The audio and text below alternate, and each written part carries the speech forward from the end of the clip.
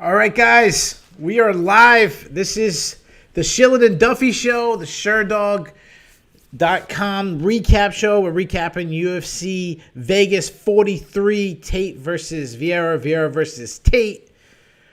Joining me as always for the 10th week in a row, he of course is the senior editor of Sherdog.com, the great Ben Duffy. Ben, how you doing, man?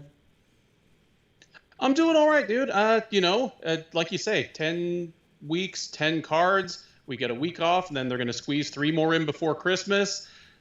I guess the best thing I can say about this card is it was a good one to go out on. Yeah. And guys, when we do live shows, unfortunately, sometimes we have to deal with some technical difficulty. That's why it took us a while to get up. We just have a bad connection going on right now between me and Ben, unfortunately. This is what happens. We've been talking to the bosses. We might be changing programs, try to do something different. The program we use, when it works good, it's I think it's the best there is out there. The problem is, it don't work always good. That's how it goes. That's how it goes in this game. So we apologize. Close your eyes and picture Ben's soulful voice coming out of his good looks without the delay. All right. Shout out to the guys in the chat. We got Big Marcel. We got a celebrity in the chat. Our good friend Big Marcel talking about the UFC rooting for Miesha Tate. We have Kryptonite Legend. What's up, players? What's up, brother? The UFC is only giving out 3 bonuses.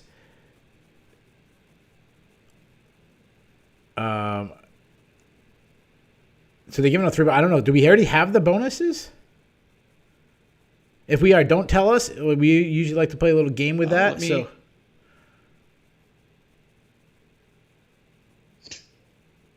Yep, we got the bonuses. All right, so let's do this. Let's do it first.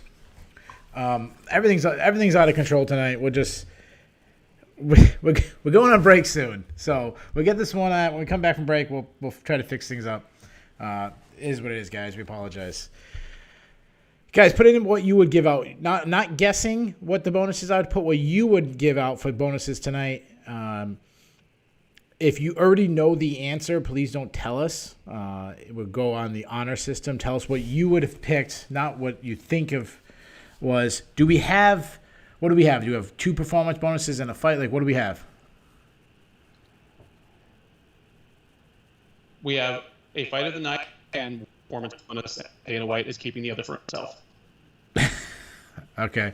All right. So everyone start getting your picks. So we got 1 fight of the night and 1 performance bonus. To me, the obvious choice for performance bonus is Tilia Santos. But Tatara is saying that I don't know if he's saying the stream is fine or if he's just rolling with it because he's the best. Hopefully, maybe the stream is fine and it just looks terrible on my side. And then I'm going to guess. So I'm going to say Santos for performance bonus. I'm going to say Giannis versus Grant as the fight. Just for the record, if they gave out 4, I would probably give Godinez a performance bonus. I thought she was really good tonight. But the UFC likes stoppages. We only had 1 stoppage. Everyone else get your picks in real quick, and then we'll give out the bonuses, and then we'll start rolling into this card. Not the best. You know what? Let's do this, Ben. While people are putting in there, you want to do the grade first? We usually the grade last. You want to do the grade first? Sure. I'll do the grade first. Okay. What was your grade? I give this card a D.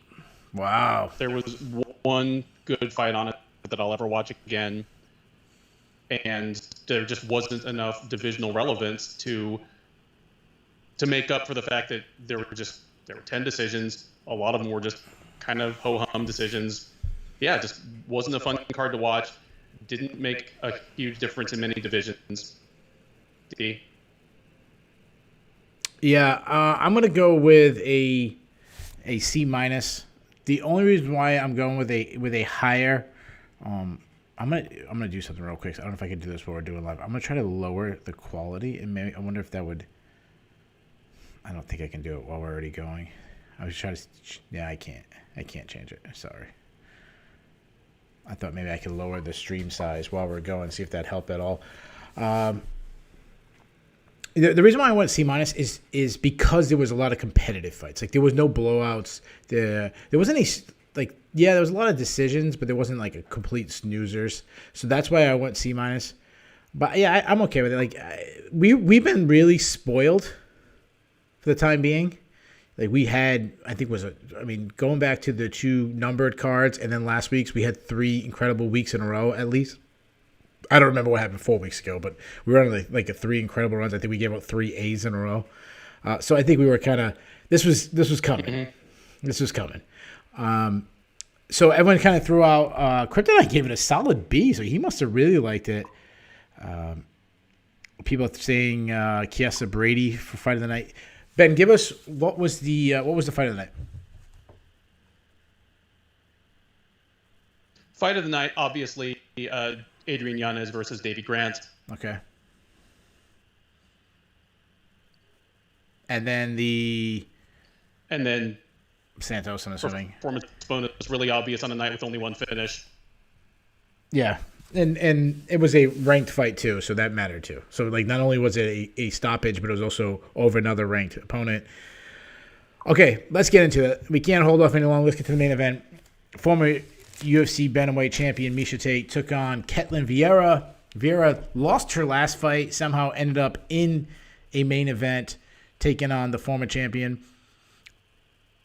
Last time I picked Miesha Tate. So overall, I did pretty good on my picks. I went 8-3. I'm okay with that. I got Miesha Tate wrong. I got Providence, Rhode Island's own Shillan Soriano fight wrong, and there was one more. I can't remember which one. I missed. I don't know, some other fight. How did you do on your picks? I believe I went 8-3 as well. Okay. We all got the Soriano fight wrong. Oh, Levy. Levy was the other fight I got wrong. You got that one wrong too. Yeah, so I picked him wrong as well. So we got the same 3 fights wrong? Well, here, maybe I went 7-4. Okay. Guy, I don't know. It's to me right now the feed is really bad. It's hard to hear you, but as long as the listeners can hear it, it's cool. So we'll say this before we get into the X's and O's. Did the UFC lose tonight with Miesha Tate losing? I think so. There's a bump in the road now for one of their bigger stars, and meanwhile the winner is someone who lost her last fight and is not guaranteed to make weight. That's basically the hardest possible person to put into the title picture. Yeah. Wait, hold on a second. I missed the weigh-ins. Vieira missed weight for this one? No, she missed weight her last fight. Last one. For the Kunitskaya fight. Okay, I thought so. Because I thought I read that everyone made weight. Yeah.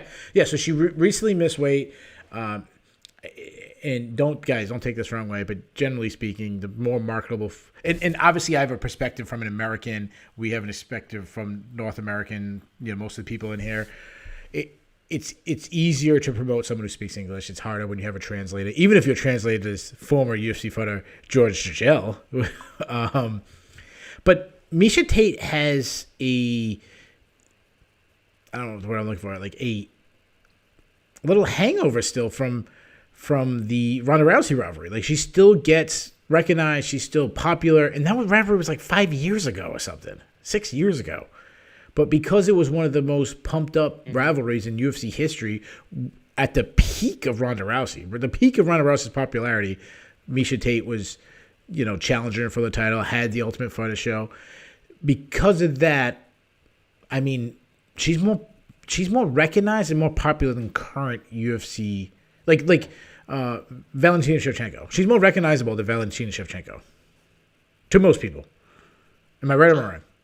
No, I think you're absolutely right that to the average casual fan that watches a couple UFCs a year, knows only the biggest names, Miesha Tate is better known than Valentina Shevchenko.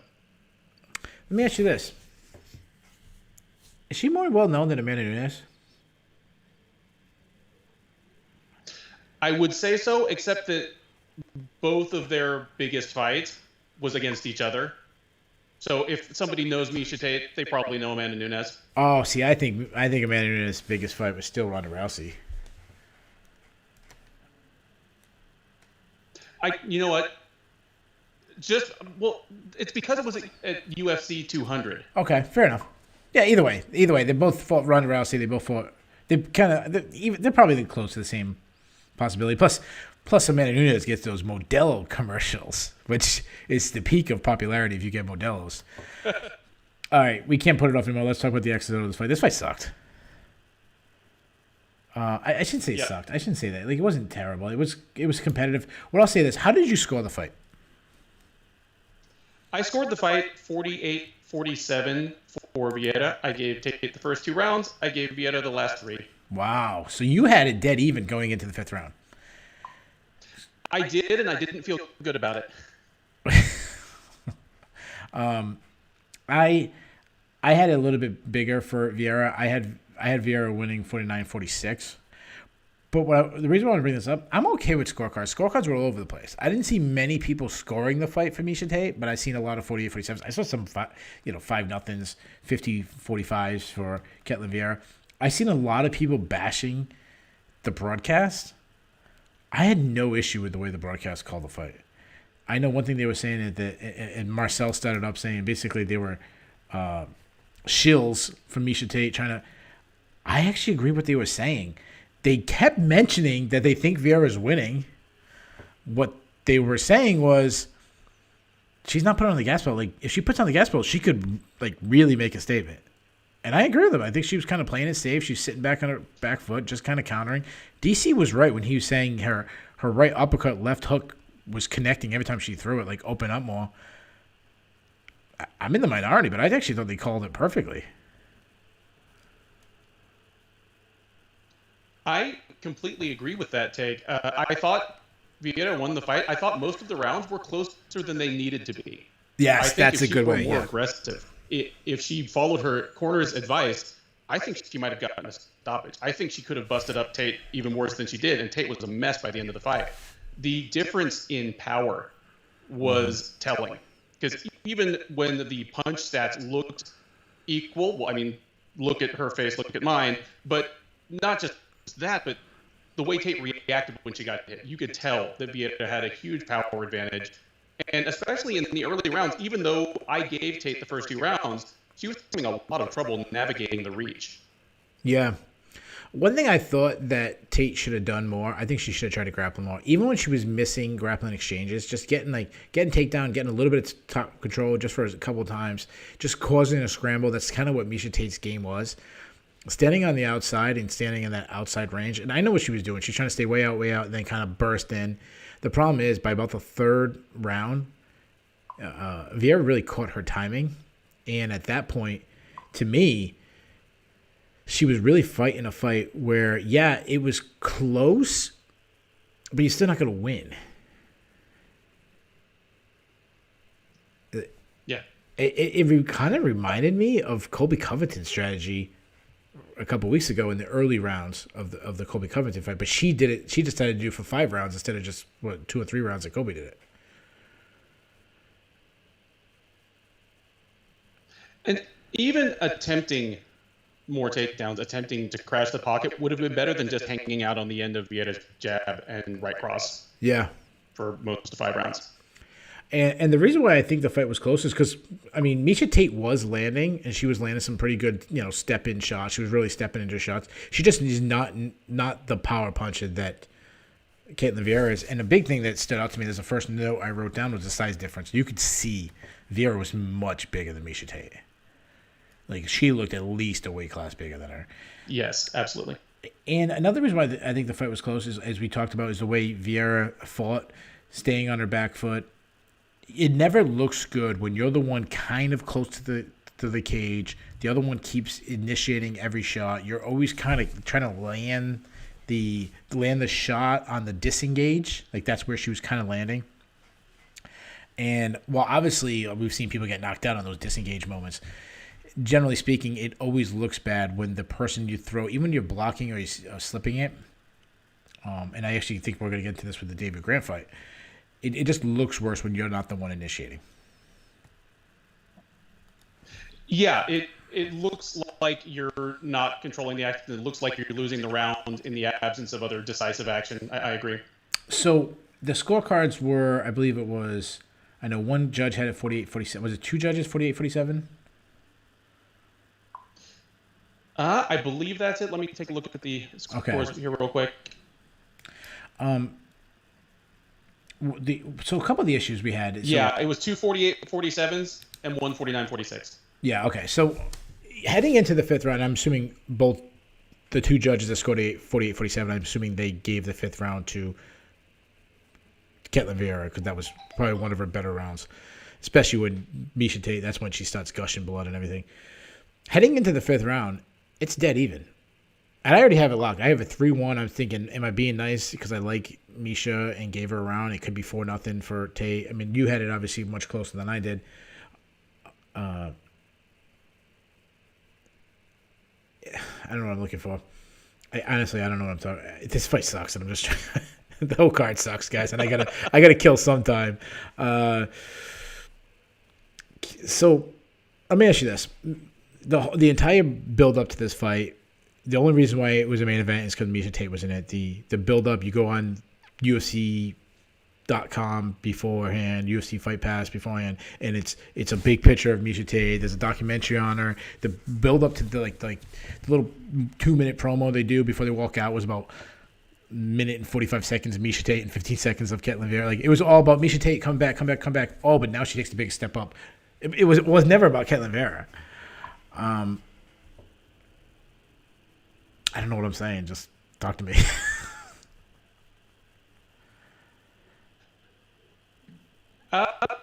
This did not leave me that excited for either of their next fight, even though that's probably what we're going to talk about next.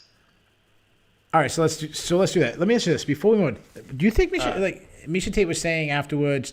She was saying it's all about having fun. It's not big of a setback, and I actually think it's right for her because one, the division is so shallow. Hear me out. Give me a look like why I don't think it was a big setback. One, the division is so shallow. Two, besides being shallow, like there's fighters that are in line that are in the same range as Miesha Tate that have already lost to Aidan Jonas more recently. Now, I know I would say, well, Miesha Tate lost to Aidan Jonas. That was a long time ago. Three, she's still she's still the most marketable fighter in the division. So that's why I don't think she fell off. But that said... Yeah, I mean, this wasn't... Basically, I think she's always going to be 2 wins away from a title shot. And it's not because she's Miesha. Just any former champ tends to have an inside track on getting back to a title shot. It's just how the UFC likes to do business. There was a stretch of like 5 years there where Cain Velasquez was never more than 1 win away from a title shot, even if he'd been on the shelf for 18 months. It's the same kind of thing. Yeah. And that also happens. Like, it's kind of twofold thing. One, you got to be the most marketable. Two, you have to have a dominant champion who kind of already taken out all the other people. I mean, you have Juliana Payne and I guess 1 win in a row, Ketlen Vieira. Like, who else is there? Which is kind of gets to my next question. I mean, did Ketlen Vieira get a title shot off this win? I mean, because Amanda Nunes and... Maybe she did. I would like to see her fight.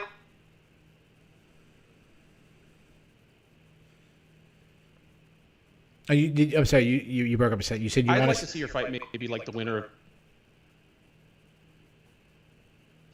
I'd like to see her fight either contender. I want to see her make weight twice in a row and in 2 fights in a row before she gets a shot at the best fighter in the world.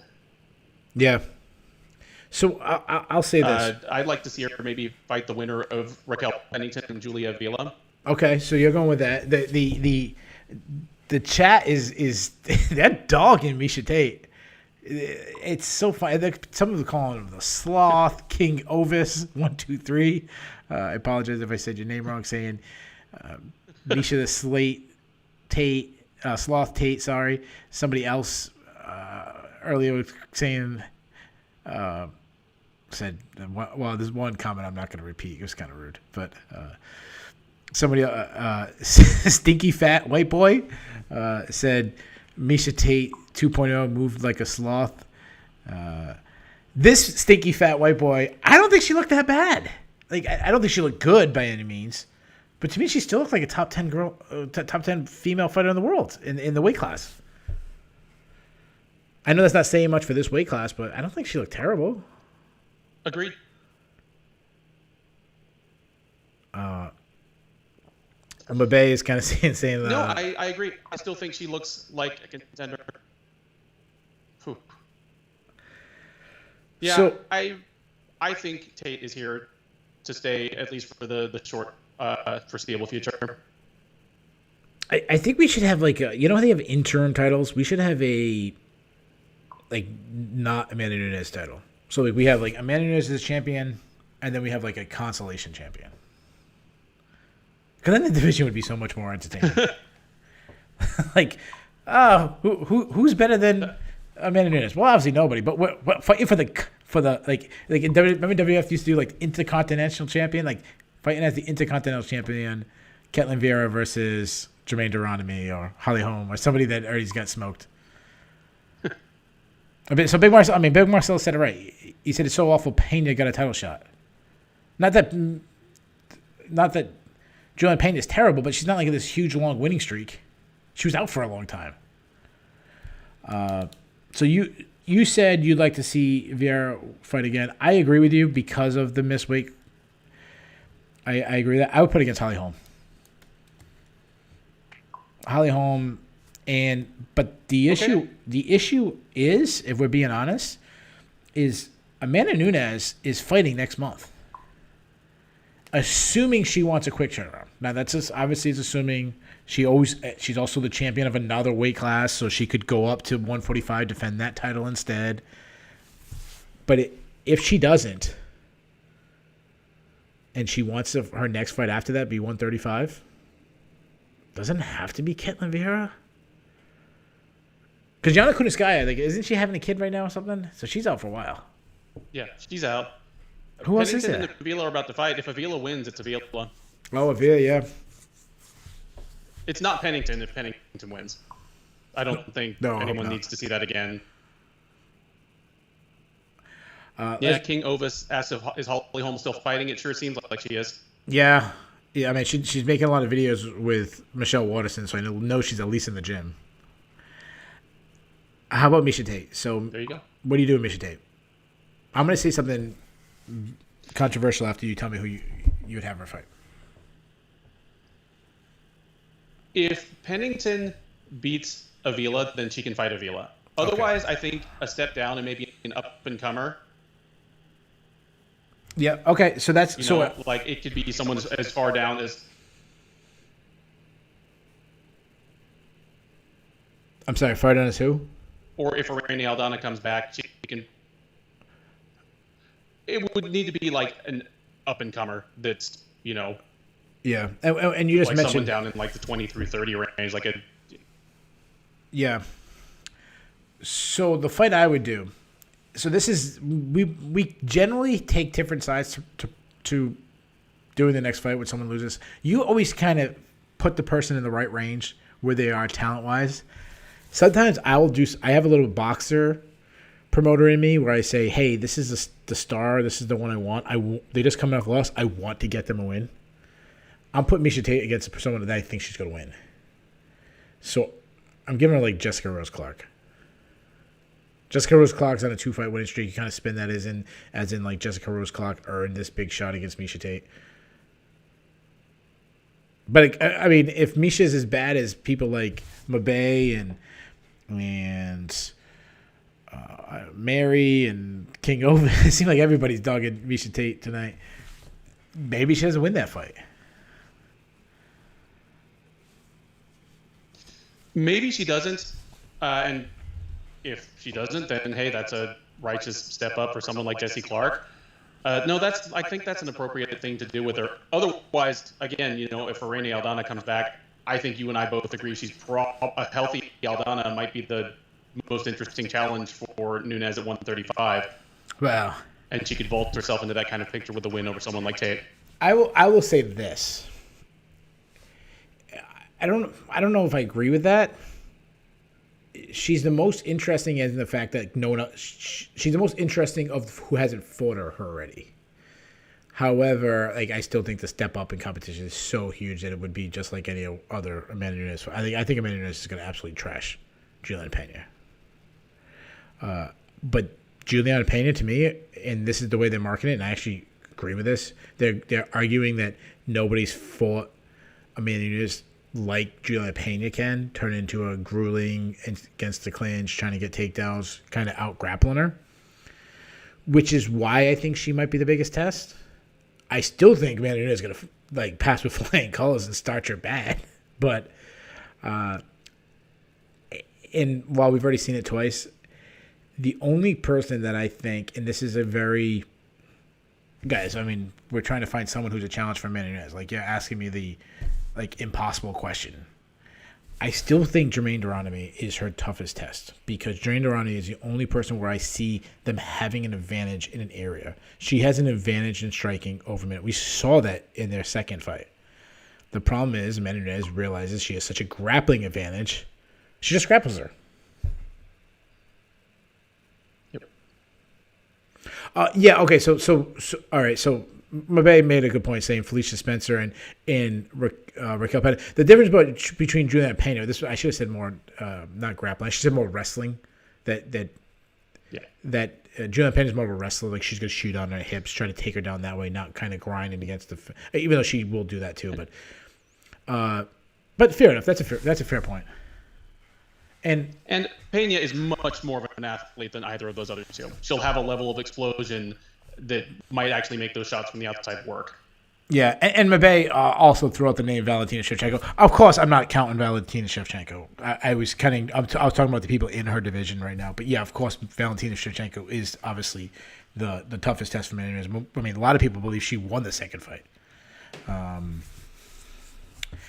Shout out to Austin. Austin came in. I know Austin sent a message. I'm sorry I didn't respond on Twitter. I was trying to fix all the crap we have going on with the program we use for the stream. Yeah, thanks, John. But first of all, Austin saying that he couldn't watch the show tonight, can't chat because he's out with his girlfriend, with family. First of all, dude, we're family, brother. Why are you picking girlfriend and then family over us? No, anyways, hey, enjoy your time, brother. Go back to your girlfriend before you get dumped or something. And then, all right, let's do this.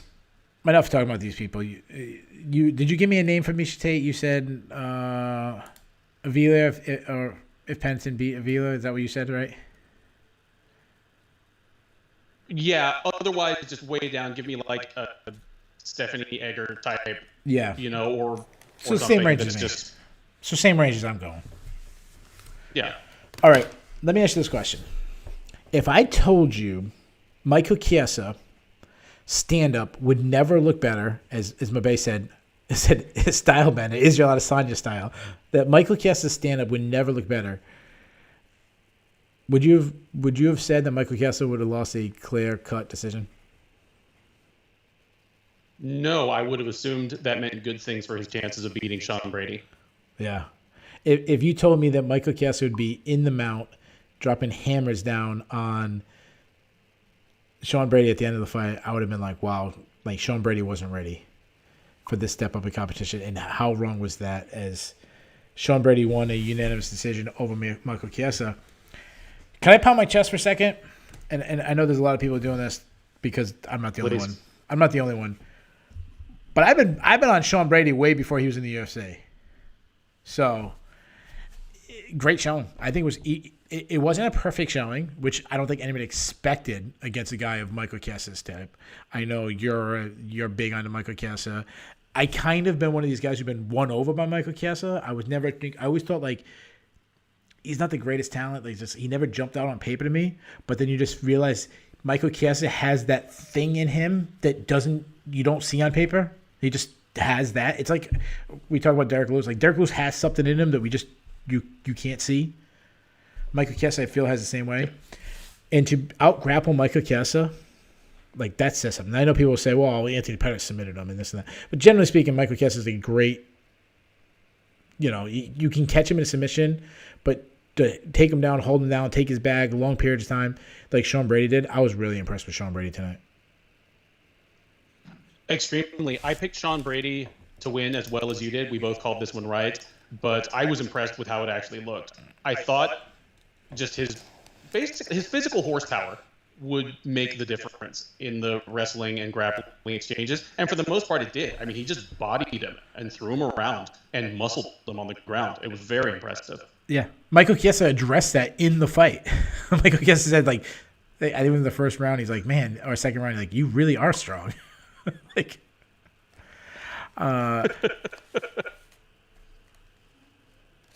so Mabe is she's dogging it, and again, I'm assuming Mabe is a female based on the profile picture, but I apologize if you're not. Mabe's dogging everybody tonight. She's saying Sean Brady didn't look bad, saying the first person to have Michael Chiesa's back didn't submit him. I mean, you go back to like Kevin Lee and this that. I disagree. I think you take down Michael Chiesa the way you did multiple times. Even, I think he took him down in all 3 rounds, had long periods of back control. And this, as he said, this was his first big fight. Like he said, the pressure was kind of getting to him, the media, the little bit more of attention. Overall, I'm good with his performance. I know one of the criticisms was that he really tired out late. That you saw it on him. Does that make you feel any less about Sean Brady? The fact that he's winning a fight, he loses the 3rd round, he kind of was gassed out. He might have been saved by the bell, it looked like.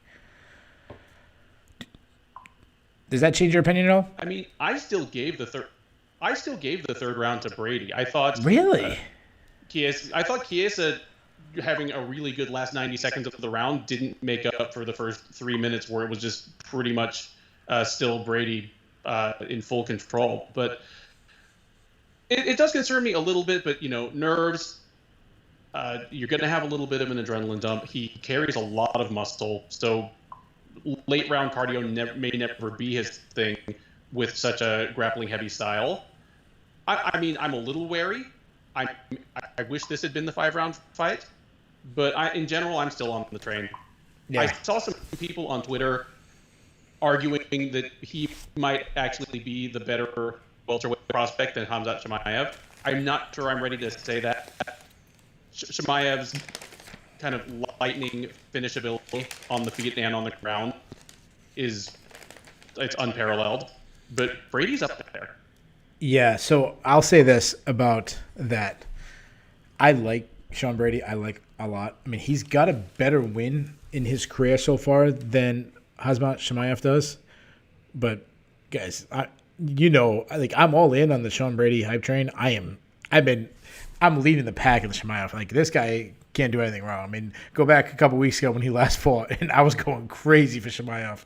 So he just tossed around Jack Hermanson this past week in freestyle wrestling. I saw this debate going on Twitter where I guess Bo Nickel saw it, and Bo Nickel challenged him. If you guys don't know who Bo Nickel, he's a guy who's actually just started doing MMA, doing amateur MMA. This guy was a 3-time NCAA Division I champion. He was for Penn State. I believe he won the Hodge Trophy, maybe even 2 times Hodge Trophy. That's the Heisman Trophy of, if you guys don't know wrestling. That means he was considered the best wrestler in all of college. And then he went on to the Olympic trials this past year. I believe he lost in the finals of the Olympic trials to David Taylor.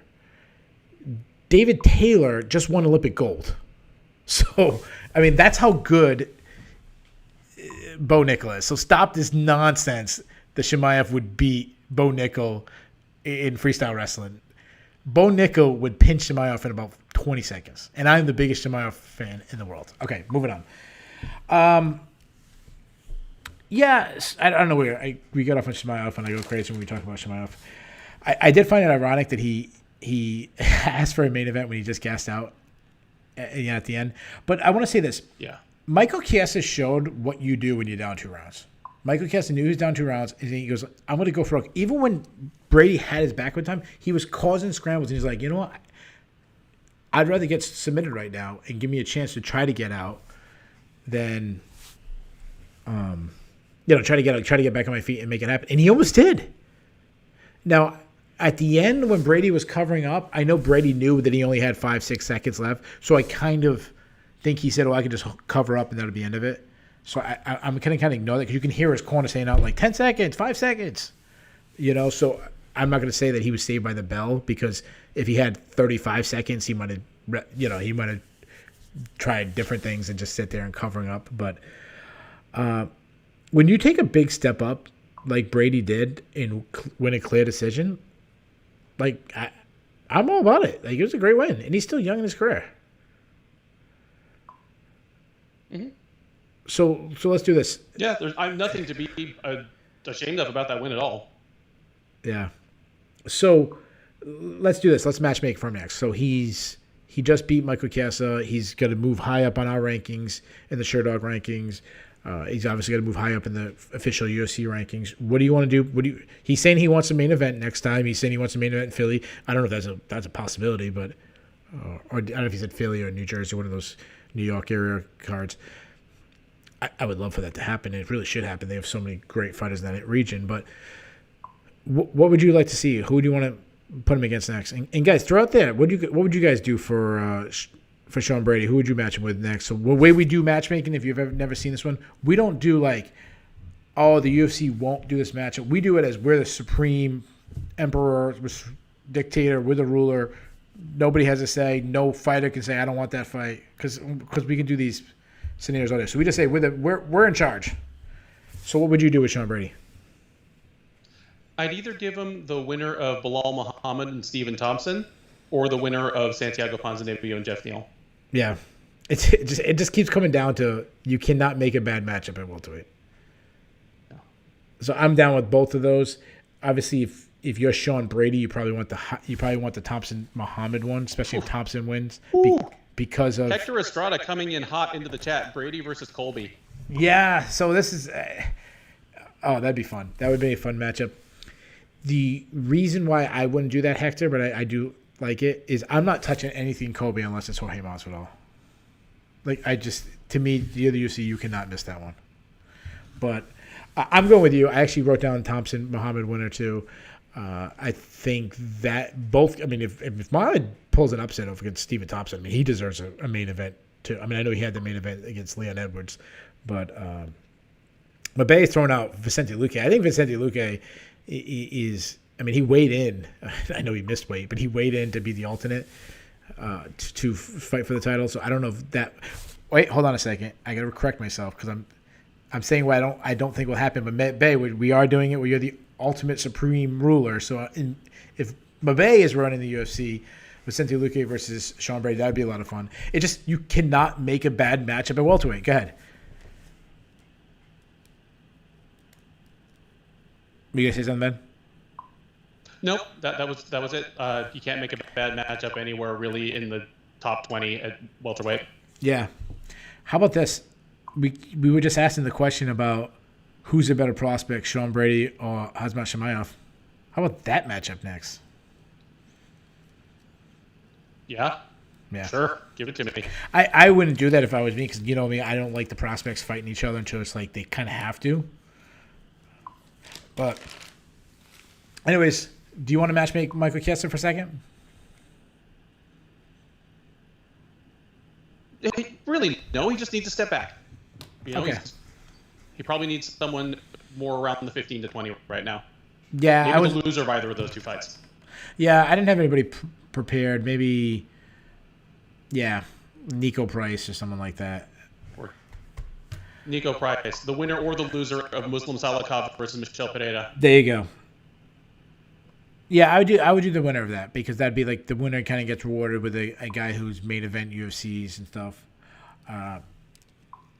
So the only performance bonus winner, you know, by themselves, Talia Santos took on Joanne Wood. Talia Santos got the only stoppage victory of the night, winning by first round sub. I mean, beating Wood the way she did is already a statement, but doing it when nobody else has a stoppage makes you shine even more because there's nobody else. When we think about the night, we're not going to remember, oh, this guy had a spinning back fist knockout, this guy had this walk-off shot. The only thing you'll really remember is Santos club and subbing Joanne Wood. And I'm sorry, this doesn't roll off my tongue like it's supposed to.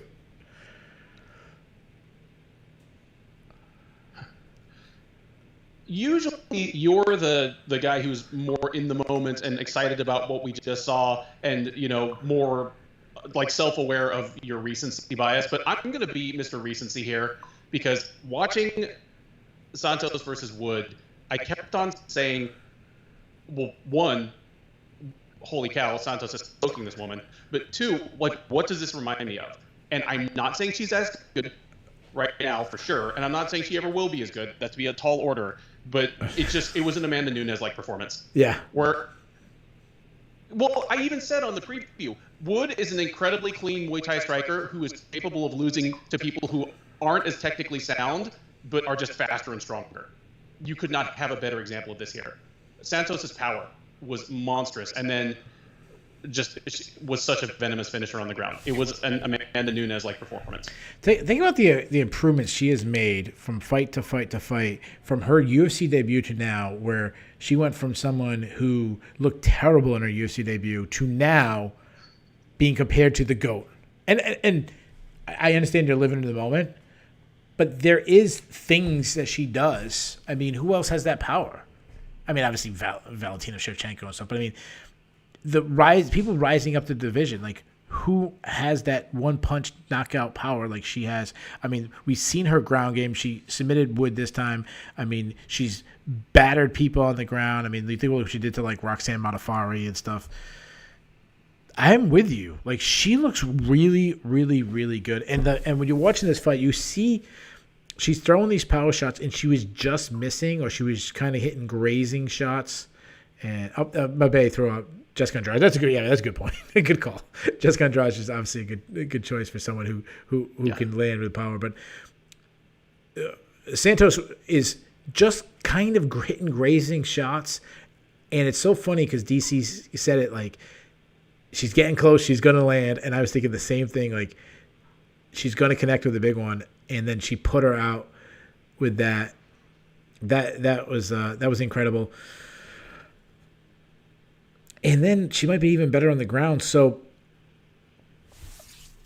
let's do this. I'm going to ask you something. Oh, let's talk about Wood for a second. When you think of Joanne Wood, are you going to think the same thing I am? Just someone who's super inconsistent. Like she can look great at times, but then when she loses bad. Like she doesn't lose a split this close. That's a great way of putting it. She's fine. Yeah, I mean, she's fighting in the UFC right now, and a lot of her losses have just been blowouts, even if they weren't finished like this. Yeah, absolutely.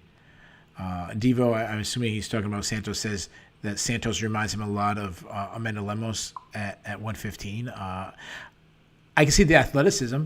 Sure. I mean, I think they move a little different, but that explosiveness, yeah, I think that's a fair assessment. And I think the upside too, like the upside of them too. Bruce Bobtrotti talking about DC being unprofessional with Sean Brady. I think when he kind of whispered to him to call somebody out, I'm sure somebody was saying. I'm sure that wasn't DC's decision. I'm sure the UFC was trying to. Someone in DC's ear was telling him to do that. But guys, let's be honest. I'm a shill for DC. He's one of my all-time favorite fighters. So I'll admit that. So I just feel this way about Wood. Like maybe she'll fight for the title one day, but like she's always going to be a mid 7, 8, 9 ranked fighter. Like there's nothing special about her game. Like she's got some major holes. If she ever fights for a title, it's more of a commentary on the state of the division than on her, probably. Yeah, that's a perfect way to say it. That's what I mean by like she'll fight for the title because there's nobody else.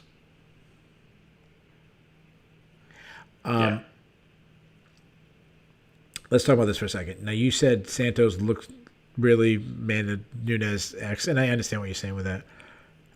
Is she next for Valentina Shevchenko? Because the way the division falls and Shevchenko kind of there's nobody leading the pack. Like Shevchenko is about to make her second rounds with fighters. I mean, I mean, is there anybody? I mean, I think that maybe if Santos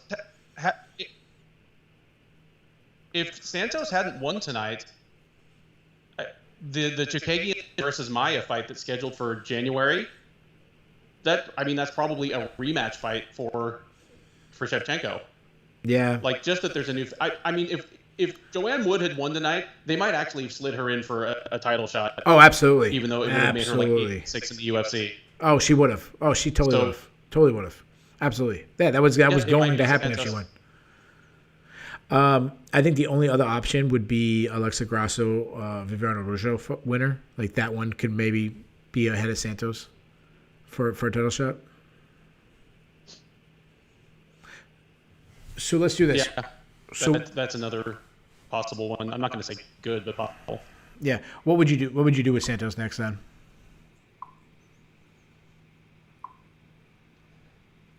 Honestly, I would want her to fight the winner of Chookagian and Maia. I think she needs a top-level contender match. I don't think the UFC is going to do it, because if they end up being too much too soon for Santos, then that sends Santos back to the line, and Shevchenko is stuck fighting Chookagian or Maia again. Yeah, and the problem is, I think that stuff's going to happen because you have no time with seasoning in like, if we're being honest, 3 out of the 4 female divisions. There's no time for seasoning. Like, you get a little bit of streak, and the champions are so dominant they're looking for new contenders. If you're a new face, you get it. Yes, I absolutely guarantee you that Erin Blanchfield is going to get a title shot before she's ready for it. Oh, yeah. Or Miranda Maverick, who she's fighting, or something like that. Yeah, absolutely. Mm-hmm. I would do Santos versus Andrea Lee. Andrea Lee looked great last week. She does. I mean, with her grappling, her wrestling looked really good. Her outside kickboxing. I would favor Santos, pre-tape study. But I think that fight would make sense. They're kind of both on the same turnaround, being that Andrea Lee just fought. I think it was last week, right? Yeah, it was last week that she fought. Yeah, it was last week. That's what I would do. I like that fight. Yeah. And if Lee wins that one, she's a palatable title challenger too. Yeah, absolutely. Alan McDonald said what we were both saying, that Santos 100% will be fighting Valentina at some point in 2022. Yeah, I mean, unless she gets upset, but yeah, most likely. Scott's mentioning young fighters like Banfield, like Farrar. So perfect transition from young fighters to Rani Yahya. Rani Yahya, 36 years old, picks up another win. Did not get a TKO. Still in his career. We were all hoping for that. When he had Kang's back and we were just doing these little like rabbit punches, I was like, could you imagine if the referee just stopped it? Stop the fight. Stop it. Oh, referee, how many more shots can he take? And guys, you get that reference if you listen to the preview show. Rani Yahya won a unanimous decision versus Kung Ho Kang. I'm going to bring something up to you. And I saw some people making this argument, and I'm okay with this argument. So I scored the second and third round for Rani Yahya. I see most people, obviously Kang won the first round. Clearly second round for Yahya, as he had like Kang's back the entire fight. Third round, Kang drops Yahya, made a huge mistake. Instead of just telling him to get back up, he kind of goes in. Yahya does what Yahya does, wins a scramble, ends up taking his back.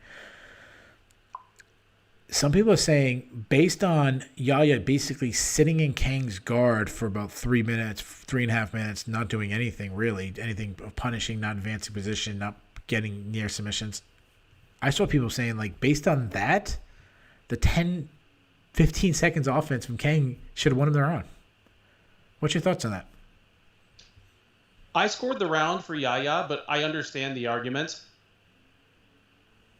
Yeah, me too. So that's what I was thinking in the back of my mind when the score came. I said I scored it for Yahya, but I would not hate it if a judge said, yeah, Yahya held him down for 4 minutes, but the most effective moment, the closest moment to the fight ending was Kang hurting him. It's. I mostly feel okay with my score because Kang did not deserve to win that fight.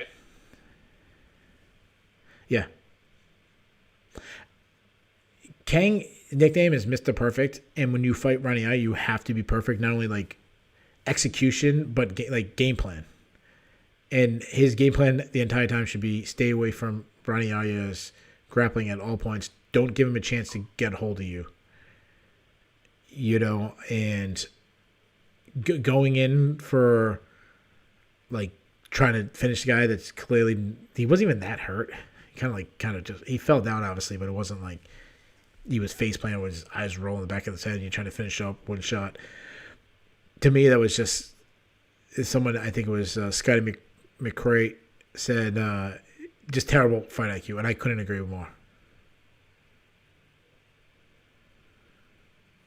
The last guy to TKO Hanayaya was Chad Mendez like 10 years ago. Yeah. Like, who do you think you are, Kyung Ho Kang, that you're going to do what nobody else has done in a decade of Hanayaya fighting the best fighters in the world at 145 and 135?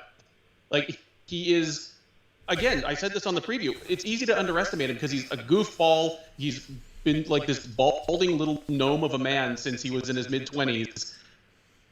But he is incredibly tough, and he is just a walking infomercial for Brazilian Jiu-Jitsu. He looks like the guy who's going to lose the fight, but he wins. And even as slow as he's gotten on the feet, he's still so nimble and so economical on the ground with his movement. It really is the Damian Maia thing, where if the chin holds up, he could do this until he's 42. Yeah, absolutely. Alan McDonald just put it in hindsight, being 2020, is that no matter what, Ronnie Aya is much harder to beat than he looks. And I agree with that. I remember watching the second round when he had his back and the broadcast team was talking about like all the things he's going with. And I'm sitting there and I'm saying, if I'm Kang's corner, I'm okay with this because I'm looking at the clock run down and I'm like, Yaya needs to let go of the rear naked choke and try to like transition to it like one of these slick from back. We've seen it before. Guy from the back, especially someone Yaya's level, switching from the back to top side arm triangle, or even we've seen it before from the back to an arm bar. Because I'm saying he's going to lose the round. I mean, he's going to win the round, but they're going to be back on their feet, and then Kang is clearly going to realize like I don't want anything to do with the ground with this guy. That's what I'm thinking in my head. And I go, oh my god, he's actually going to lose the fight. He's going to lose the third round because we've seen him gas out. He's not going to get a takedown. He's going to get picked apart from the feet. He might, and you know, that's what I'm expecting. And then Kang does the complete opposite of what he should. Just terrible performance, in my opinion, from Kang. He does almost the only thing he could have done to, he did almost the only thing he could have done to like lose himself the fight at that point. It was probably the worst fight IQ since Randamakos tried to grapple Mackenzie Dern.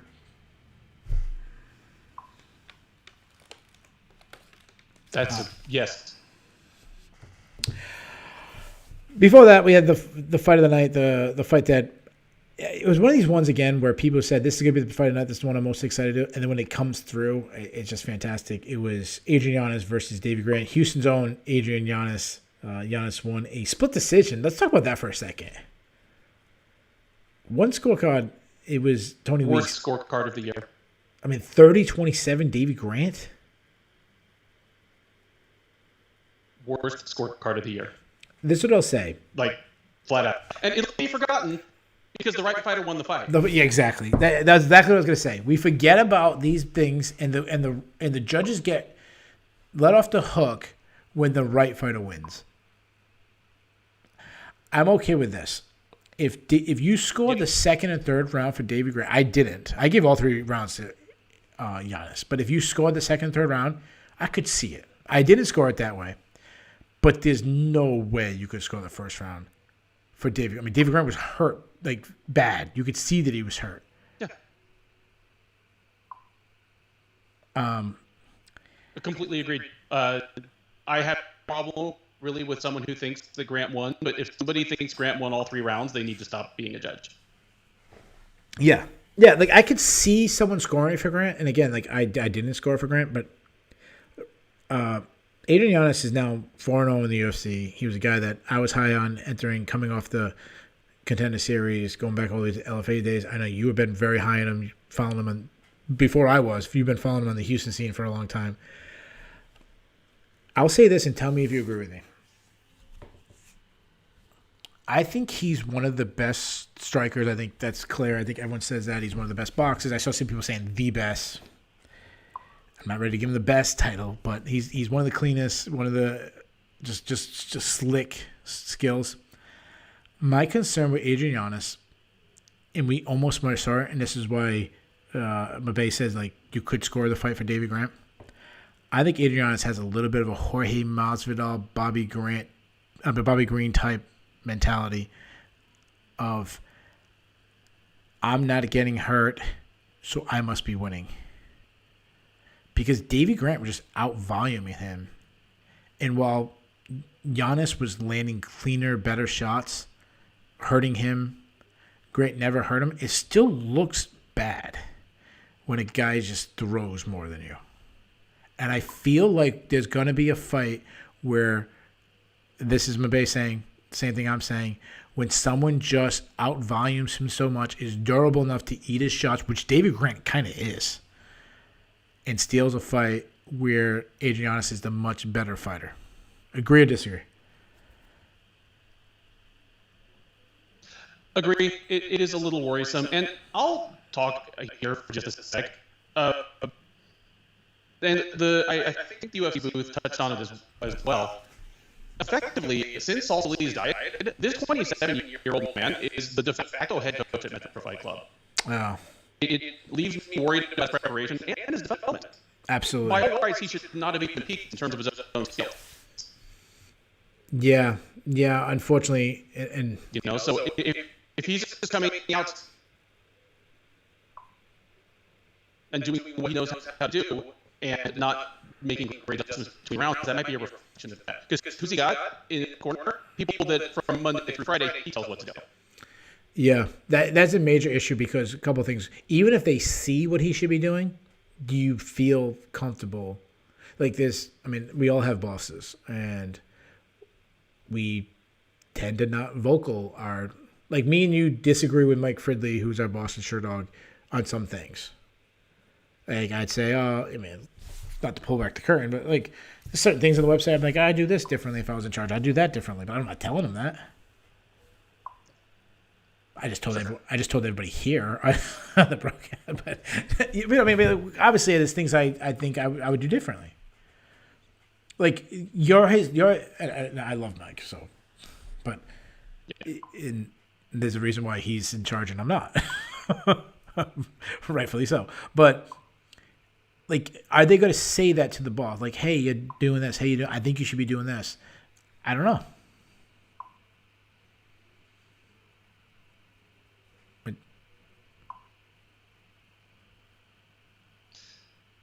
Yeah, I mean, it's just not an ideal cornering situation. It's like a hammer house cornering situation.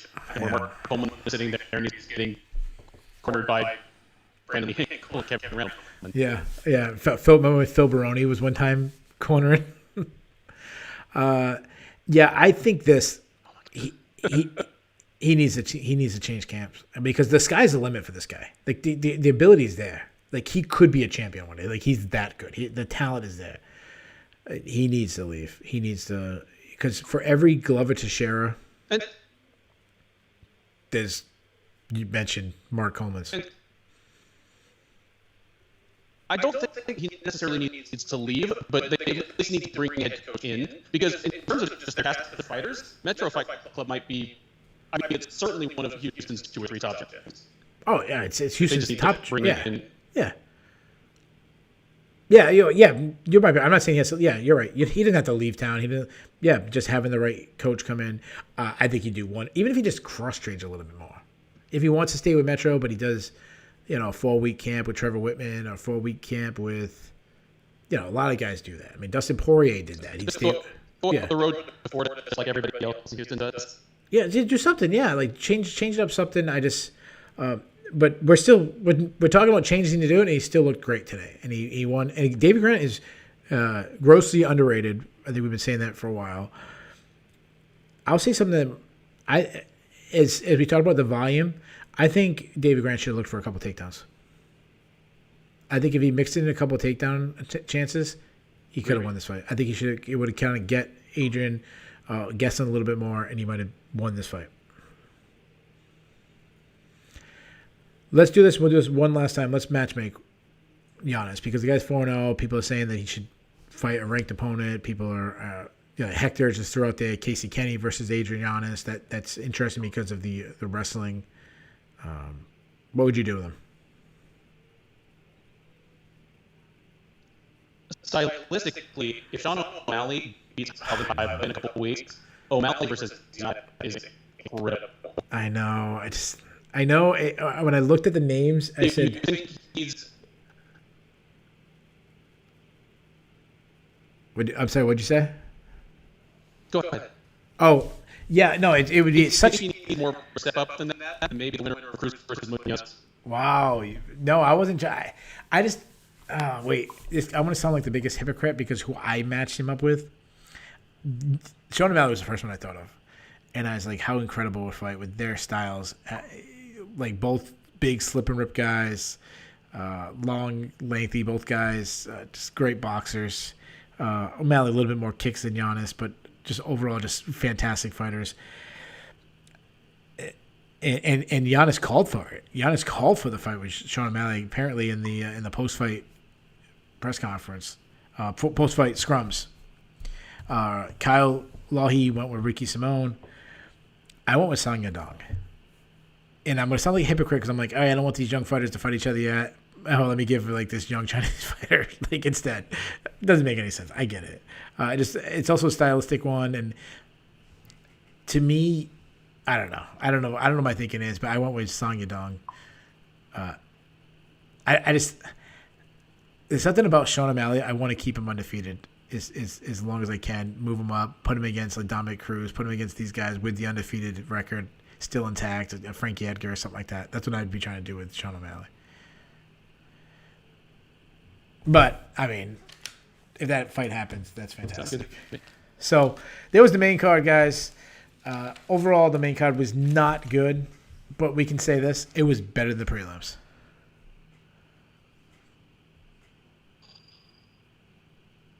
Yeah. That's it. So, to me, the prelims, and we'll go through each one individually, but we can wrap up the entire prelims by saying this. The better wrestler won. Rinse and repeat. The guy who wrestled, it was the better wrestler won. Every single fight.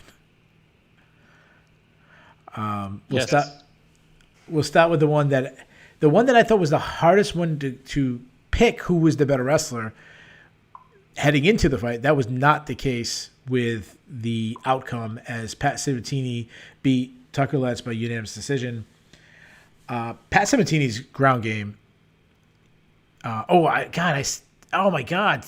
Scott got me. I just said O'Malley tricks me saying he's undefeated, and I just said he was undefeated. What am I talking about? He lost.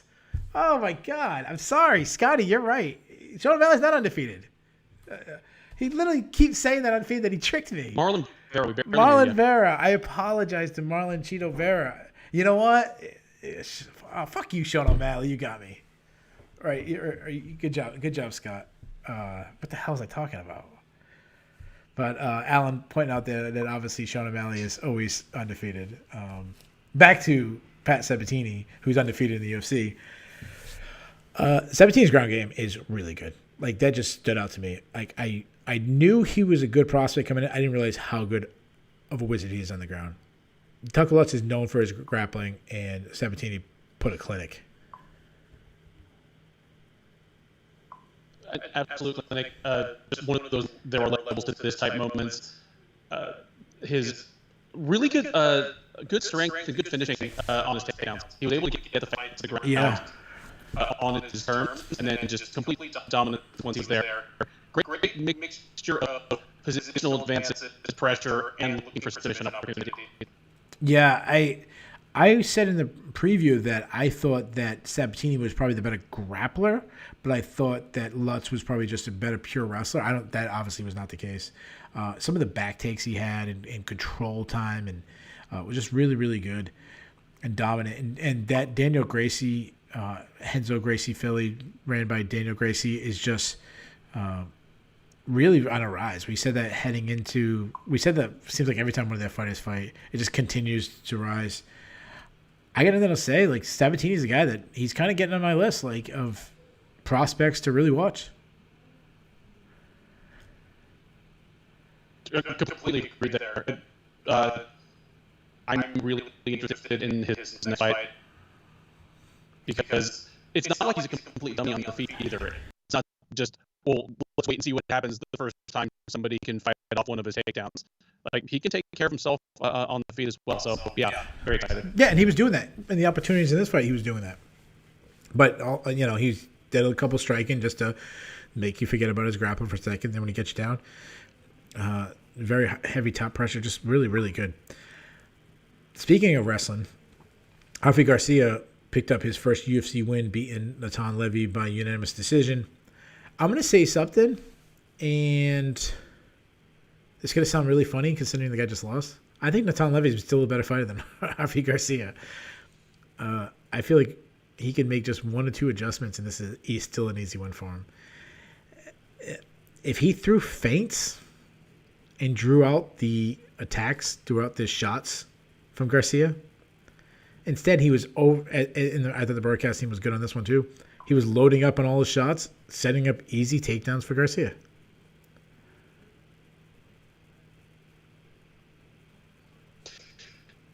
Yeah, this is the first time in Garcia's UFC run that the approach that worked for him so well in combate worked on the UFC fighter. Like, this is what he did in combate, but here it worked. And I agree with you. I think if these guys fought again 6 months now, Levy would win. It is just a matter of a few adjustments. Maybe he had some jitters. Maybe he he wasn't the better man tonight. No, but it was still competitive. And this was peak Garcia. Yeah, and the reason why I think Levy would be better going forward is just his athleticism. I mean, you could see a much better athlete. You see a guy who's clearly not a finished product compared to a guy who kind of probably is. The thing about Garcia that stood out to me, and I don't look at these things, but he said it himself. He said guys who win the third round has bigger heart, and it kind of came down to that in this fight. Like, he dug deep. There was about, I don't know, I had it 1 round each.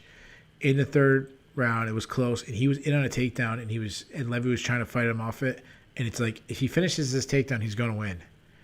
And he dug deep. He was not in the best position, and he dug deep and got the takedown.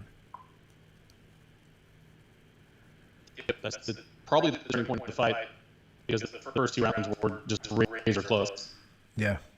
And if Levy, like I said, draws out some feints, and that should be a lot of people on this card. Just if you keep getting taken down, feint a little bit and force the takedown shot out of them, but also like pull back on your punches a little bit, pull back on your strikes. Instead of throwing 100% power, go with like 70% power, and you're less likely to get taken down. Especially if you're landing it easy as you can. Anyways, before that, Loma Labumi versus Lupi Godinez. I'm gonna let you talk about this fight. Just tell me your assessment, and then I'm gonna go crazy about Godinez because I love her. Yeah, Godinez did exactly what she needed to do to win this fight. It's not gonna be often she's the taller woman, Yeah. but she was taller, she was stronger, she was at least as quick, and just leveraged the wrestling. She took Loma down early and often. It's basically how we drew it up on the preview. Just Loma is going to be too small to beat some strawweights that are simply not. They're not as skilled as she is, but they're just too big. Yeah. So to me, this was such a good showing from her. You're right. We drew this up this way. This is exactly how I expected it, and I was still blown away with her performance. I love Lupi Godinez. I love her attitude of I want to fight every single week. I think that's fun. 3 fights and Scott McRae said 43. I didn't have the exact days, but 43 days, 3 fights in 43 days is nuts. I love her chain wrestling. Yeah, DC pointed out that she was like turning corners, changing up her attacks. 1 minute she just power double through. Another one she's running the single leg, running the pipe, just that. But also, how well she did on the feet. I mean, she was winning pocket exchanges with someone who is decorated of a striker as Lumi. And I know a lot of that happens because of your wrestling, the threat of your wrestling. Like, they're not expecting you to kind of come out. And she came at her early with the hands, which sets up the takedowns, which is a little harder to get early. And then once she started getting 1 or 2 takedowns wearing her, it just became much easier after that point. She's a wrestler boxer in a division that doesn't have too many of them. I think she's gonna do. I think she'll do much better than people think. Like I think she looks like a top 10 fighter already.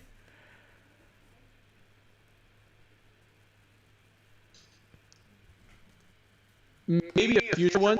I'm not quite as high on her yet. I mean, I want to see her fight somebody in that actual kind of range or close to it. Fair enough. Yeah, fair enough. That's fair. And Luma, I mean, she is what it is. Like we say it every single time she fights on a previous show. There's an atomweight division in other organizations that she fits in. She unfortunately she's going to be small. And she didn't look that small because she fought Godinez today. And Godinez is also one of the smaller people in the division. Yeah. So, before that, Cody Durden versus, and I apologize, this is where I start getting really struggling with the names. Arishi Long, I believe is how you say it. That was my best. Ben, tell me how to say his name correctly. Arishi Long, that was perfect. Okay, perfect. Talk to me about this fight. I thought it was a really fun fight. I thought that was a really fun fight too. It was kind of what we expected. Just all action, like one of those Looney Tunes fights where it's just like a cloud of dust with fists and feet coming out of it. A lot of it, did come down to the wrestling versus the defensive wrestling. Yeah. There was but good. I was impressed. I was going to say I was impressed with how long even in defeat. Like I came out of it actually feeling a little bit better about him even when we lost. Yeah, that's actually one of the notes I had. This guy's lost his last 2 fights in the UFC, and both times they were absolute wars. Like he's gonna be an action fighter. Like, does he have a lower ceiling? Like, is he gonna be a ranked guy? Probably not. But he's gonna be like, he could be like a Davey Grant type where he's gonna be a tough test for everybody, and it's gonna be a war.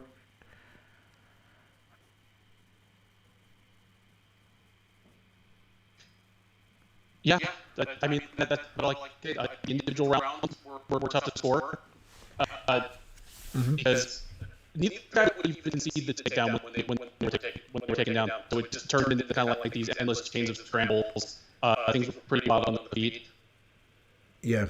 So there was a moment in the third round where Durden was going in for a single, and Arishi Long was like posting his hand on the cage. I don't know if he was grabbing it or he looked like he was just posting it, but Jason Herzog was like hit his hand like four times. If he was grabbing it, a point should have been taken. He was told like 4 times. I know there's a little bit of a language barrier and everything, but if you're hitting a hand, that's pretty international that you should stop doing that. But I want to say something about Durden. There were 2 things, X and O's. One about Arishi Long. I think this is another example of a fight where if he used a little more feints, he could have, again, would have drew out the takedown attempts. And then the other thing about Durden, I think he's got terrible body language where they were kept talking about how tired he was. I don't think that's the case. I think he's just one of these guys, Paulo Costa types, we talked about, who just their body language looks like they're tired. But his output didn't really drop. He was still wrestling very hard, chain wrestling in the third period. Like I just don't think that's the case. I think he's always going to be one of those guys who just looks like he's tired. Because he also like when he gets hit, he rolls with all the shots. He kind of like flails around a little bit when he gets hit. I know, and I bought into it as well. I thought he looked tired at the end of the first round. So when he lost the second round and couldn't really get his wrestling going, I figured he was toast. Yeah, absolutely. I think you're right. It's just a body language thing. Yeah, and so there's one thing we got to talk about. We're going to talk about real quick. We're going to make a statement because I see the chat. Everyone's talking about what he said. If you missed the fight, he said he was trying to do this big WWF type promo. I don't know if it was a little bit of a Kobe Covington type thing. He called out Jeff Molina, but right after that he said something about and I don't know exactly what he said before that, but he said I had to send him back home to China. And Twitter went crazy. Some people believe that was racist. Some people doesn't believe it's racist. We're gonna say this. So, and then people got mad because he kind of like doubled down in the post fight. I watched the post fight. I think he's really clueless guy. I don't, because they like I think it was Oscar Willis. It sounded like asked him about it, and like he kind of like I wasn't racist, but like blew it off like it wasn't even like a controversy. We'll say this, and actually I shouldn't say we. I'll say this because I don't speak for Ben. And my opinion is this. My opinion is I'm not going to give my opinion. Because I'll tell you this.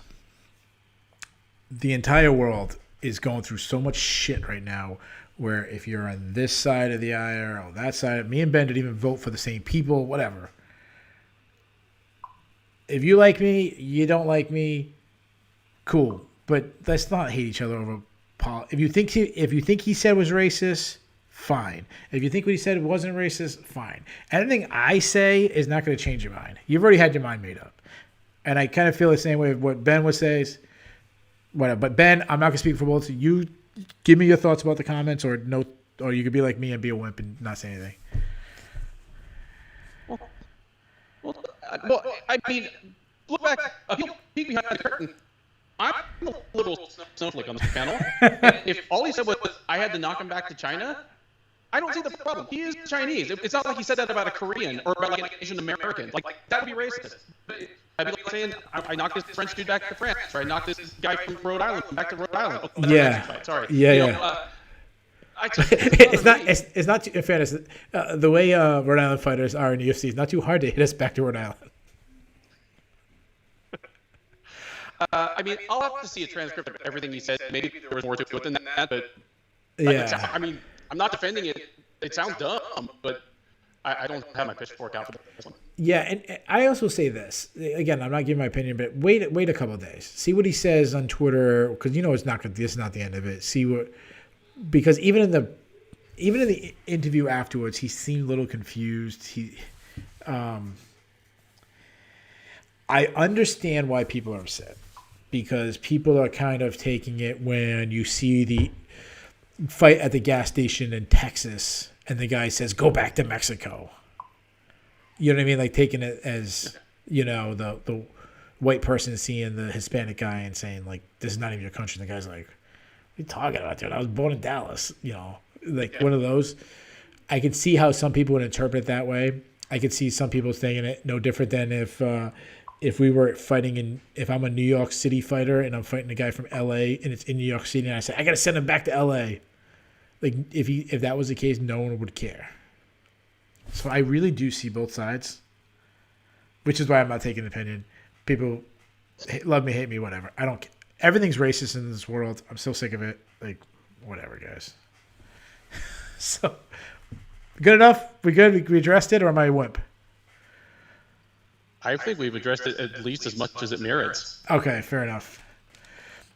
Before that, we had another Chinese fighter. Shillan Soriano tried sending him back to China, and that did not happen. Okay, bad joke.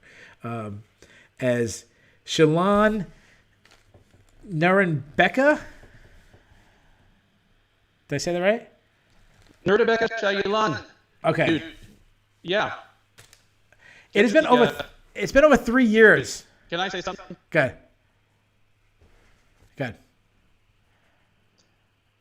Well, no, like it sounds like you got something like on your mind. Please go ahead. No, I'm gonna say this. I'm only gonna say this.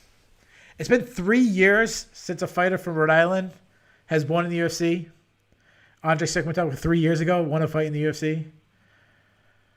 Come on, Shillan Soriano. Come on, dude. Like this is your fight. This is like this. Anyways, good. Come on, Rhode Island. Come on. Well, we just talked about body language that might be inaccurate in the Durden versus Shillan fight. Man, Shillan Soriano, I don't know him personally, but I've watched all his UFC fights and many of his regional fights. he looked like such a beaten man by the end of the second round. He looked like he did not even want to go back out. Shoulder slump, wouldn't look at his coach. At the end of the fight, he didn't even get up the ground. He just looked like a guy who knew he was about to go 0-5 in the UFC. Yeah. He knew he just had gone 0-5 in the UFC. And it legit just made me feel bad for him. Even if he is your 2007 Rhode Island State Wrestling Champion at 140 pounds. Now, Pleasant Sean Soriano pinned him. Pinned Tate Yeah. in 3 minutes and 59 seconds to win the 145-pound state championship. What? Verified. Jay and I verified. He did win. 2007 champion at 145 pounds. Yep. Oh, you know what? Good for him then. 2007. Having said that, I think the dates were off. I think they put it down as the wrong date. That's why I was looking at the wrong year. I think it said 2009 or something. 2007. yeah, it's 2000. But having said that, he might have the worst wrestling I've seen in the UFC at like a real weight class, like something between 135 and 205. He might have the worst wrestling. What was the name of the guy that he beat in the finals? What'd you say?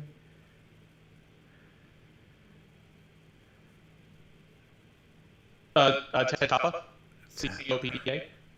COPBA. I don't know that name. Hey, you know what then? Good for you, Sean Soriano. Then I think I was looking at 2009. I think someone said 2009, but good for him. I'm glad he won the state title, and I apologize that I was wrong. Anyways, Sean Soriano is just not UFC level. He's just not a UFC level fighter. I'm sorry. Nope. And if we're being honest, the only reason he's got this many opportunities is because of the team he's on. The UFC has, when they're looking for someone to call, they call their usual guys from. They either call management teams or coaches from certain teams, and they get the call. That's it. I mean, Noah and Becca just took him down, held him down. I was pulling for him, man. Oh, I was too. Mount Pleasant's own. And the first fight of the night, they want Pinheiro beat up Sam Hughes. I like Pinheiro. I really do. I think she's well-rounded. I love her hip control in the clinch. I think she showed some power in her hands early when she hurt Hughes. I think she's fast. But gas tank is going to be an issue, as we've seen her really slow down in Hughes. And I felt like if Hughes took the Michael Chiesa route in the third round and went crazy, like, it wouldn't have shocked me if she stopped Pinheiro, because Pinheiro was that tired. I agree. I was a little disappointed because her corner was pretty frank with her about her needing to do something big that round. She just didn't. Pinheiro, she's the only person that I will let get away with the headlock from, because she at least does it like somebody who's a judoka, not just somebody who's a bad wrestler. That's right. She doesn't go to the ground with it. A pretty good job of one not on the ground, two doing it fast. So the amount of time that she's there with her back just completely exposed is too fast for the Sam Hughes of the world to do anything about. And she also uses her opponent's momentum coming in. It's kind of like how you use there you go. Yeah, if people are familiar with a laser lat throw, you kind of use them pushing into you and use their momentum. So she kind of waits for them to be crashing the pocket. While they're coming in and crashing the pocket, she's using that momentum into the throw. So it's not like stopping and then going for it. She does it in one motion. It's absolutely beautiful. Yeah. Craig asks, what is Pinheiro's ceiling? I'm high on her. I see a top 10 female. I think she could be that high. I mean, the people she's beaten to this point, Stephanie Frausto on the Contender Series, Brandon Marcos, Sam Hughes. I mean, Brandon Marcos, I think, is out of the UFC finally. Sam Hughes might be after this. So she's yet to be an actual UFC level strawweight, but I think she's going to beat some. I think she's going to beat some soon. The question will be what happens when she runs into someone who can contest her gas tank. Yeah, and the thing about the Brandon Marcos fight, like, a lot of people give her shit, like, oh, she was faking. I don't do that. No one knows how hurt she was other than her. Let's not forget, she was beating Brandon Marcos fairly easily at that point. Yeah. It wasn't a competitive fight. And Brandon Marcos, I mean, she's, not a top 10, but she's competitive. Like, she's, usually fairly competitive. So anyways, guys, have it. We've covered 11 fights. We covered one stoppage of 11 fights. We've already given our grade, so let's do the cut list. How many do you have on your cut list? 2. All right. I think we have the same 2, if I had to guess. I only have 2. Who? Well, they were right out of the gate. Sam Hughes and Sean Soriano. There you go. Sam Hughes and Sean Soriano. Yeah, those are my 2. So we're saying cut them, make room for other people. So let's do the Bulls and the Bears. If you guys are not familiar with the Bulls and the Bears, it's a stock market reference. Bull is when the stock is going good or the stock market is going good. Bad is when it's going bad. Bear is when it's going bad. We do it 3, 2, 1. Hockey style. So number 1 being the highest. Let's do what do you want to do? The Bulls or the Bears first? Oh, I wouldn't mind doing the Bulls first. All right. I'll let you go first then. Okay. Number 3, Shillan. It was a pretty dominant performance against someone that you and I both just agreed probably is not UFC material, but nonetheless, coming into this card, Chinese fighters were something like 2-21 in their last X number of fights coming in. It had just been an absolutely dreadful run. So even to just get an unambiguous win, one that kind of showed some potential, good level up for him. All right. Number 2, Pat Sabatini. This was a close fight on the odds. You and I both thought it would be a close fight in the cage. It was not a close fight. No. He absolutely dominated. The last time I saw an eye-opening, kind of an eye-opening performance by one ground guy over another guy who was supposed to get up on the ground was probably, what's the name of the kid from Arkansas with the camo shorts? Mitchell. Bryce Mitchell. Bryce Mitchell over Charles Rosa. Yeah. Yeah, Bryce Mitchell over Charles Rosa. So this was that level of thing. He's a guy to watch going forward. I mean, there are a bunch of others, but I'm sure you'll get at least some of them. So I'll just go my number 1, Sean Brady. Gets I apologize to everybody in chat who was crapping on Brady's performance. Yeah. I think for his first real spotlight fight against a perennial top 10 guy in 2 divisions, to go at him and to generally beat him in his best area was like a really good performance. It wasn't perfect, but it paved the way for him to ask for and probably get a top 10 fight in his next fight. So, all right. Sean Brady, my number 1. All right. Okay. I'm going to hold my joke later, but I had a really good joke, but I'm not going to use it right now. All right. So my number 3 is, and guys, if anybody want to chat, want to throw out who the Bulls and the Bears are. My number 3, Aidan Jonas. He's 4-0 in the UFC. He's probably getting a ranked opponent next. Everyone seems excited. I saw some people tweeting out that he's the best boxer in MMA. Like, just that kind of praise. But I disagree with that. Just getting that kind of praise this early in the UFC, his stock is obviously rising. My number 2, Talia Santos. I mean, she got the only stoppage tonight. We were actually questioning whether she's going to get a title shot. You threw in the Amanda Nunes, so obviously her stock really rising, especially when you go all the way back to her UFC debut. But my number one kind of similar to 2 that you had. You had Pat Sabatini and Sean Brady. They're both in the same team. Renzo Gracie Philly. This team is continued on the rise. To me, the big winner. You go 2-0 with 2 incredible performances. Obviously, I'm much higher on Sean Brady's performance than some people in here. So, Renzo Gracie Philly just continues just putting killers. Their record in the UFC has been really good. So, let's go over to the Bears. Now, these are the ones that did not have a good night. So, I'll go first. I'm going to go with Joanne Calderwood. I mean, as we stated before, just when she loses big. My number 2, Michael Chiesa. Yeah, I understand he almost got a stoppage. I don't think he looked terrible. Actually, he actually looked fairly well. But the reason why I say his stock went down is 2 losses in a row in a division where, I mean, look at Leon Edwards. Look at the winning streak he's on to get a title shot. To have 2 losses in a row, you are now buried when it comes to title shots. And My number one is the prelims. Just plain and simple. You had all those prelims and not a single fight got a stoppage. So that is my number one bear. I'm going to give you one more bear. You know I love him. But I'm throwing Jay Petrie on the Bears, and I'll tell you why. You just told me that Jay Petrie told me that the 2007 state champion 140 in Rhode Island was Sean Soriano. Correct? Yes. The 2007 state champion was Cumberland's own Steve Gorman, who beat Jake Matthews from Middletown in the finals. That's at 140. 145, Soriano won. No, you are wrong. That is not Sean Soriano. That was Mitchell Soriano of Coventry, Rhode Island, which is at the town I live in. It's actually the team I used to coach, who beat Ted Copper of North Kingston. That was not the team I coached. I used to say I coached wrestling at that time. I used to coach East Province wrestling at that time. I did coach Coventry later on.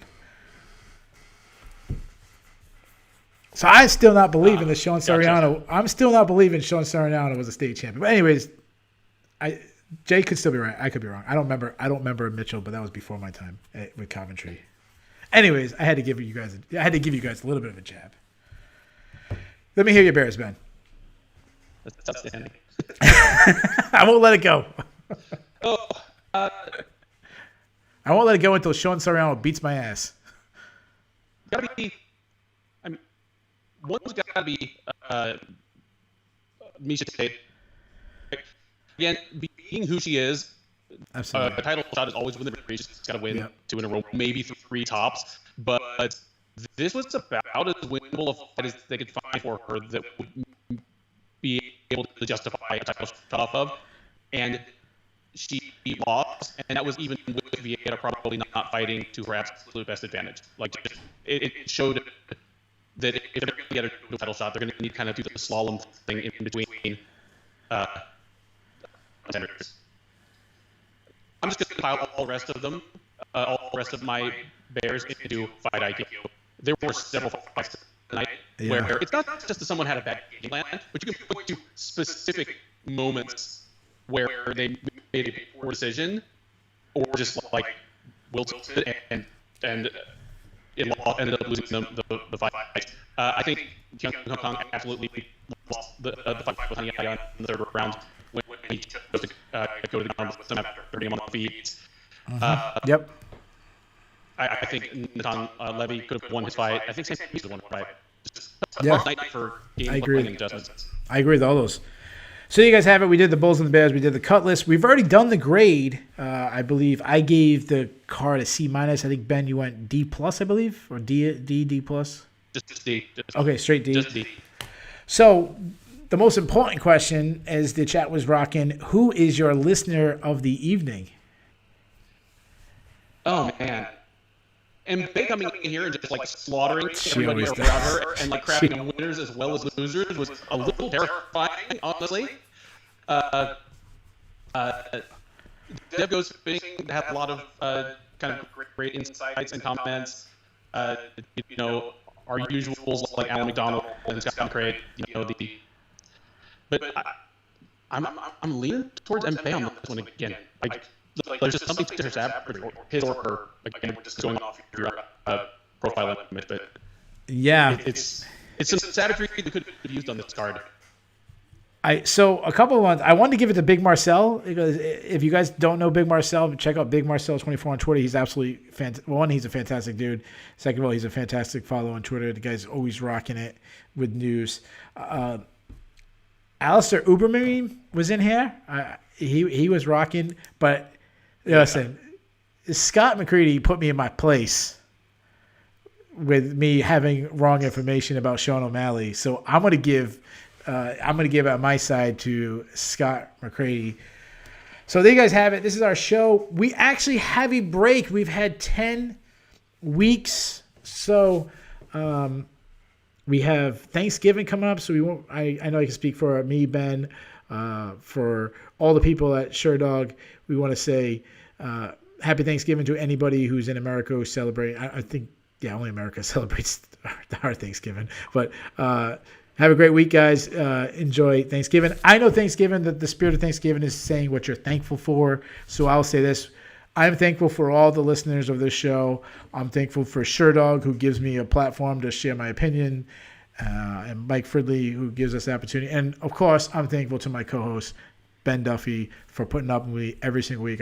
He really is so great at what he does, so I'm very thankful for you. And that's it, guys. We'll see you guys in me and Ben will be previewing Jose Aldo versus Rob Font card. Font versus Aldo. Oh, what did I say that wrong? Yeah, it's Font versus Aldo. I'm so excited for it. I want to talk about it right now, but I can't. So, guys, thanks for listening.